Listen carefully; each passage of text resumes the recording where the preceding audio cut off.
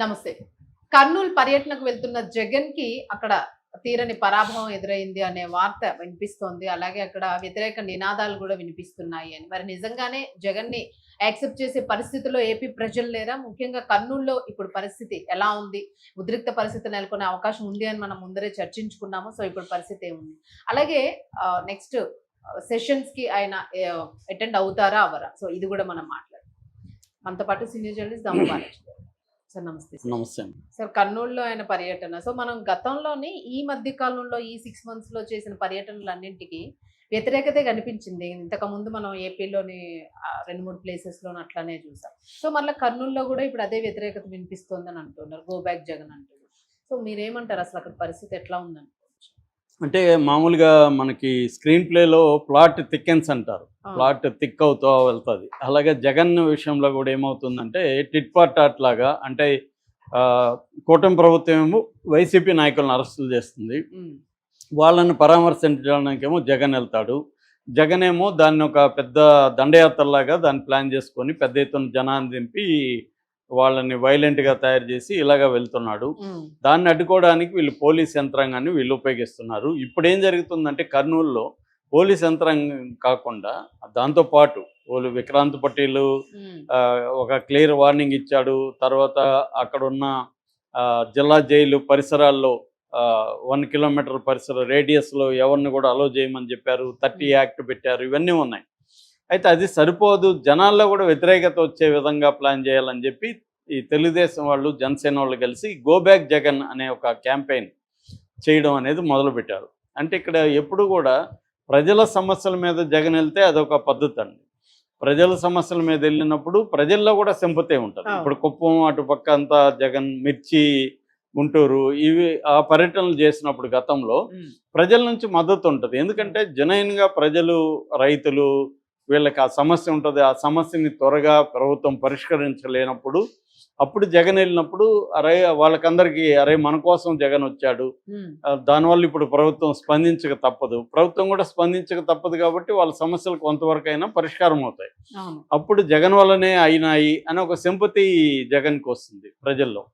కానీ నీ క్యాడరు, నీ నాయకుడు ఎవరో ఒక తప్పు చేసావు లేకపోతే ఒక రౌడీ పని చేసావు జైలుకి వెళ్తే అప్పుడు ఈయన పరామర్శించడానికి వెళ్తే ప్రజల్లో వ్యతిరేకత వస్తుంది. పైగా కామన్ పబ్లిక్ లైఫ్ డిస్టర్బ్ అవుతుంది. రోడ్డు ఈయన గంటలు గంటలు హైవేలు ఆక్యుపై చేసేసి వెళ్తున్నప్పుడు అనేక సమస్యలతో ప్రజలు వెళ్తూ ఉంటారు.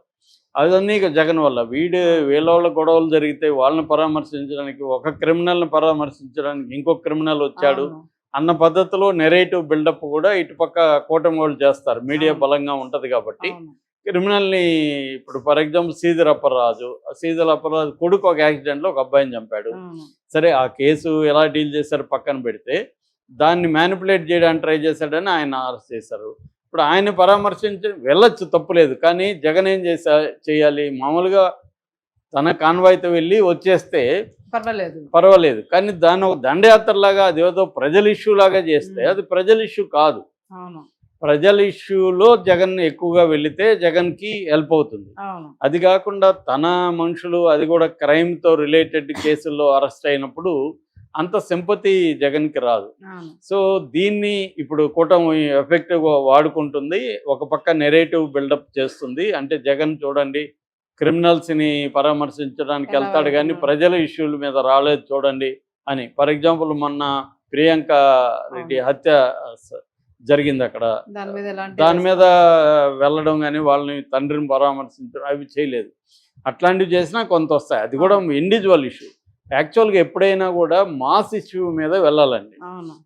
అంటే ఒక ప్రాంత సమస్యను లేకపోతే ఒక గ్రూప్ రైతుల సమస్యను అలాంటి వాటికి జగన్ వెళ్ళినప్పుడు నువ్వు ఎంత హంగామా చేసినా నీకు ప్రజల మద్దతు ఉంటుంది. ఎందుకంటే ఇది మా కోసం వచ్చాడు కదా అనేది ఉంటుంది. అప్పుడు ఈ ప్రభుత్వం దమనకాండ చేసినా లేకపోతే పోలీసులు సీరియస్గా చేసినా ఈ ప్రభుత్వం మీద వ్యతిరేకత, జగన్ మీద సానుకూలత పెరుగుతుంది. కానీ జగన్ ఏం చేస్తున్నాడు, అది అప్పుడప్పుడు చేశాడు, అసలే చేయలేదని చెప్పలేము. కానీ ఎక్కువగా ఈ మధ్య తన వాళ్ళు అరెస్ట్ అయినప్పుడు పోతున్నాడు. అది అవసరం ఉంది జగన్కి. ఒక పార్టీ లీడర్గా మొరేల్ని నిలబెట్టుకోవడం, తన వాళ్ళు అరెస్ట్ అయినప్పుడు అండగా ఉన్నాడు అనేది చూపించుకోవడం అవసరం. కానీ దాన్ని చేసే పద్ధతి అదేదో ప్రజల సమస్య అయినట్టు దండయాత్రలు చేయడం, పెద్ద ఎత్తున మొబలైజ్ చేయడం అనేది జగన్కి మైనస్గా మారే అవకాశం కూడా కనిపిస్తుంది. అవును. దాన్ని వీళ్ళు మైనస్గా మార్చడానికి కూటమి ప్రభుత్వం కావచ్చు, కూటమి మీడియా కావచ్చు శక్తివంతం లేకుండా చేస్తుంది. అందుకని ఇప్పుడు కొత్తగా వీళ్ళు ఏం చేస్తున్నారంటే తమ వైపు నుంచి ఆర్గనైజ్ చేసి కేడర్ని ప్రజల్ని జగన్ గో బ్యాక్ జగన్ అనేది చేస్తున్నారు. అది ఇప్పుడు కర్నూలులో పెద్ద ఎత్తున జరుగుతుంది అనమాట. దీనివల్ల జగన్కి ఏమంత నష్టం అనేది మనం ఇప్పుడు ఇక్కడ కూర్చొని తూకం వేసి చెప్పలేము ఇంత నష్టం ఇంత లాభం అని. జనాలు చాలా మంది సభలకు వస్తారు కానీ ఓట్లు వేయరు. ఓట్లు వేయడం ఫైనల్గా ఓట్లలో జరగాలి. పైగా ఓట్లలో ఏం మాయలు జరుగుతున్నాయి అనేది కూడా ఇవాళ దేశవ్యాప్తంగా చర్చ జరుగుతూ ఉంది. మనకి ఈవీఎంల దీని మీద కూడా. కాకపోతే ఏంటంటే వాళ్ళకి ఇంకా వేరే మార్గాలు లేవు కాబట్టి